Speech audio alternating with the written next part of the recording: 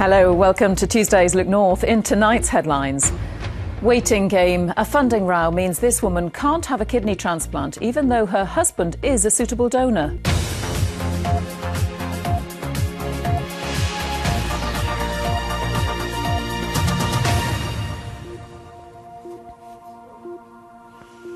A woman who urgently needs a transplant has been told the operation can't go ahead unless a new drug is made available on the NHS.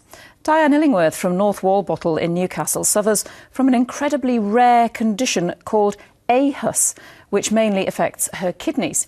There's only one treatment, which doctors are calling a wonder drug, but the government is currently refusing to make the treatment available.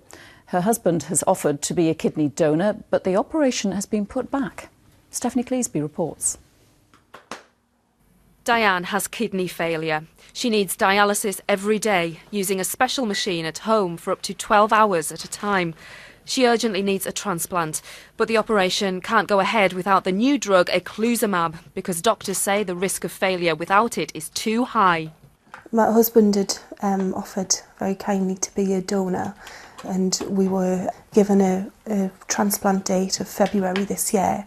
Then in January it just got suddenly cancelled because of the funding for the drug was stopped. Diane did struggle with actually accepting the kidney from me. She didn't want to put me through the trauma of it. So once she'd come round to that idea, the fact that it was then cancelled at very short notice at the last minute was absolutely devastating.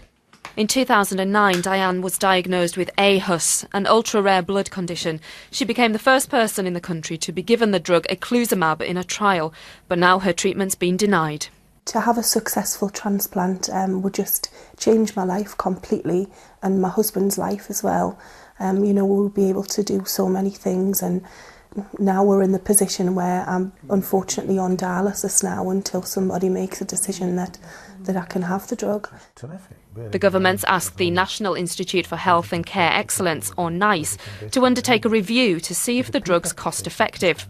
Well, I personally have seen the advantages that arise from eculizumab because my wife has the disease, and I can see the enormous difference it's made to her. We know that eculizumab works for everybody with the disease. We know that everybody will benefit. In this lab, research has been done into the disease aHUS.